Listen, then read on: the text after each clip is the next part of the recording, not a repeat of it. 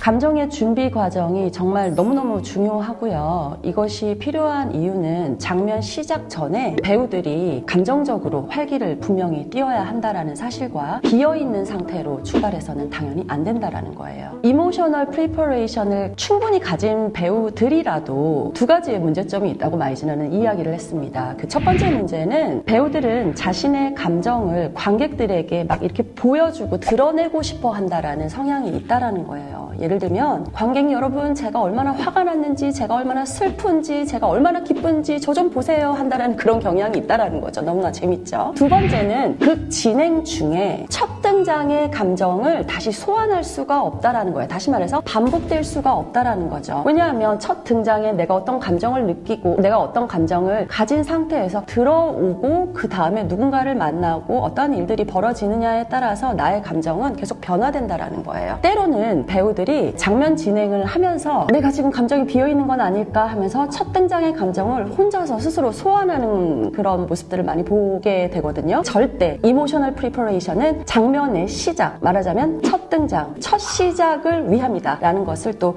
아셔야 되겠습니다.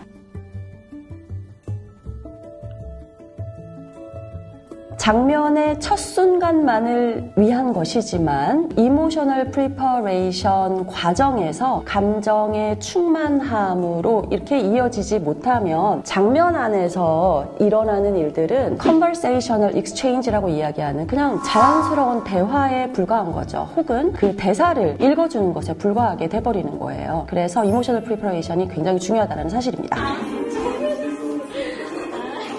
또 하나의 중요한 사실은 장면의 줄거리와 전혀 상관없는 것이어도 무관하다는 것입니다. 어떤 배우들은 물리적으로 신체를 이용하기도 하고 어떤 이미지를 보면서 그것에 대한 감정을 준비하기도 하고 음악을 들으시는 분들도 많죠. 장면과는 거의 무관하지만 지금 장면의 시작 전에 이 인물이 겪는 어떠한 감정에 대한 것들을 내가 안다면 뭐 예를 들어서 지금 손에 반지가 껴져 있는데 10캐럿짜리 다이아몬드 반지라고 한번 상상을 해봅니다. 10캐럿짜리 다이아 반지를 꼈다라는 상상만으로 나는 세상의 꼭대기에 올라앉은 기분이 들 거예요. 왕족 같은 기분이 들 수도 있고요. 이 10캐럿짜리 다이아 반지는 장면의 줄거리와는 전혀 상관이 없어요. 이게 바로 스타니슬랍스키 시절부터 이야기를 했던 매직 이프, 만약 내가 이러하다면, as if, 마치 내가 뭐뭐인 것처럼, 혹은 particularization이라고 얘기하는 substitution, 대체라는 거예요. 그것으로도 충분히 감정의 충만함을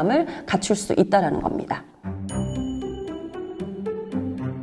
여러분들도 아시다시피 샌포드 마이즈너는 스타니슬랍스키의 제자입니다. 스타니슬랍스키의 초기 시절의 이론을 잠깐 이야기를 하고 싶은데요. 초기 시절에는 정서적 기억 훈련법이 있습니다. 쉽게 얘기하면 우리가 실제로 경험한 과거 속에 일어난 사건이나 상황을 떠올려서 감정을 준비하는 것, 정서적 기억이라는 것이 있는데요. 사실 마이즈너 테크닉은 정서적 기억과는 완전히 반대되는 테크닉입니다. 마이즈너는 상상력을 굉장히 중요하게 생각했어요. 왜냐하면 과거 속에 내가 겪었을 때 그 당시에 그 사건을 맞이한 나의 관점과 그리고 지금 현재를 살아가는 내가 그 사건을 바라보는 관점은 굉장히 다르기 때문입니다. 내가 겪은 그 사건은 이미 끝났기 때문이죠.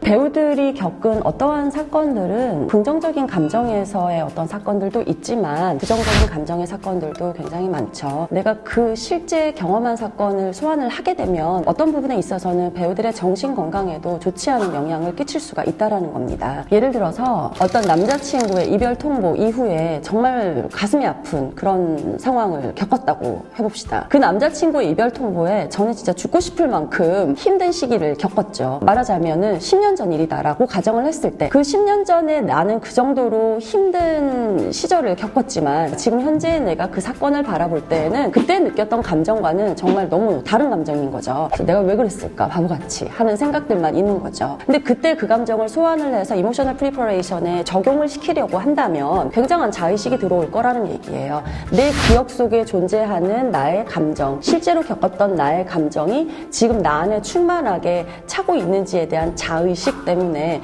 더 많은 쓸데없는 에너지를 더 쓰게 되는 그런 역효과가 일어날 수도 있다는 거죠. 그래서 스타니슬라브스키 역시 초기 이론 이후에 30년의 연구 끝에 정서적 기억 훈련에 대한 이론을 더 이상 펼치지 않았다라는 이야기죠. 왜냐하면 상상력은 실제로 겪은 삶의 현실적인 어떤 영역보다 훨씬 더 확장되고 강화된 이모셔널 프리퍼레이션에 있어서 가능성이 더 열려져 있다는 거예요. 그래서 상상력 훈련을 굉장히 많이 해야 된다는 사실입니다.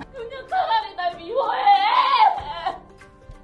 그런데 이 상상력을 발휘를 할 때에 중요한 사실은 어떤 사회적인 규율이나 스스로를 억제하는 것들, 이런 것들에 자기 자신을 가둬두지 말아야 된다는 사실이에요. 그래야지 훨씬 더 강력해질 수 있습니다. 제가 지금 강력하다라는 이야기를 했는데 사실 가장 강력하고 가장 자극적인 것은 배우가 자기 자신을 움직이게 만드는 것이 가장 강력합니다. 때때로 어떤 배우들은 되게 복잡한 디테일에 이렇게 좀 더 초점이 맞춰져 있는데 사실 복잡하고 디테일하다라고 해서 이게 단번에 내 안에 감정적 충만함을 가질 수 있는 것은 아니죠. 그래서 굉장히 단순한 게 중요합니다. 단순하지만 배우 자신 스스로에게 영향을 끼칠 수 있는 것, 그게 가장 효과적인 방법인 거죠.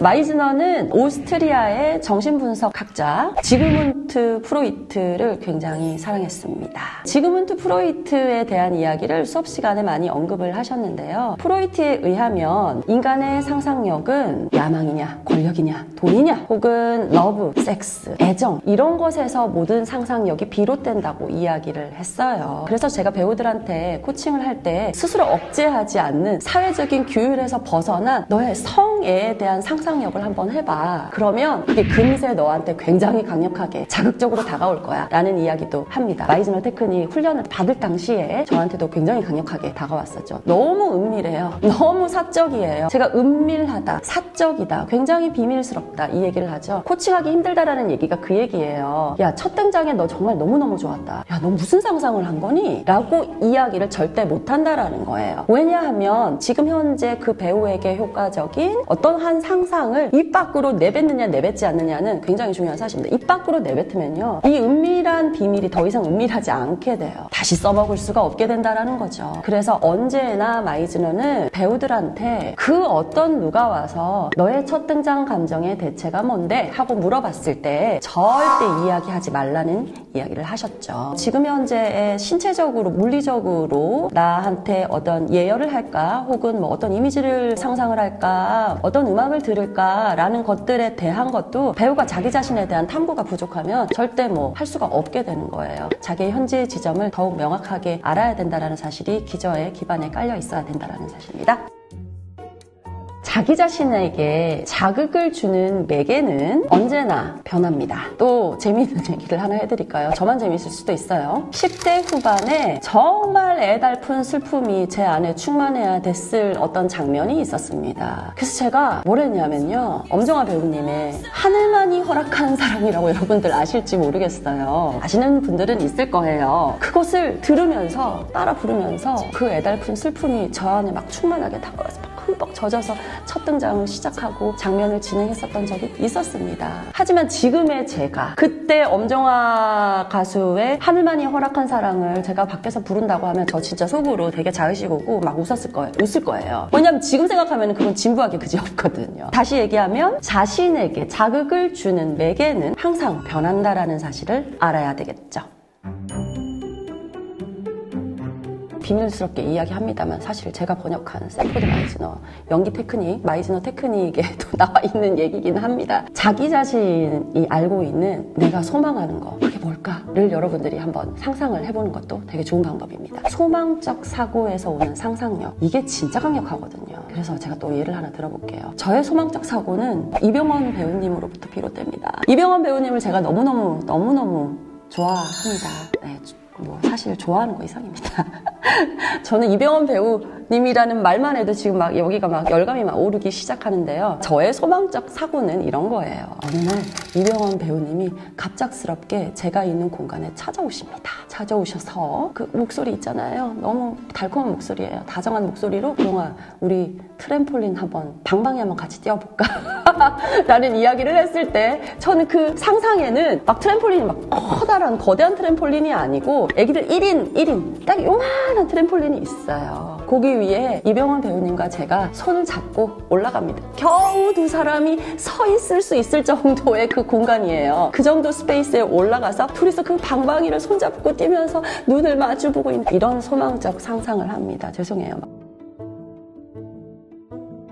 이런 소망적 상상을 했을 때 저는 사춘기 소녀 같은 그런 설레임, 부끄러움 막 이런 여러 가지 감정들이 막 제 안에서 피어오르기 시작합니다. 여러분들의 소망적 사고는 무엇일까요? 내가 wishful thinking을 어떤 소망적 사고를 지금 하고 있을까? 이루어질 수 없는 거라도 상관없어요. 사실 이루어질 수 없는 것이 소망적인 거죠. 그 꿈은 이루어질 수 없기 때문입니다. 그런 이루어질 수 없는 것이 지금 실제 내가 경험하고 있다고 상상을 하면 감정이 굉장히 강력하게 찾아올 수 있다는 것을 팁으로 드리겠습니다. 할 수 있어. 그 위험을 감수해야 돼.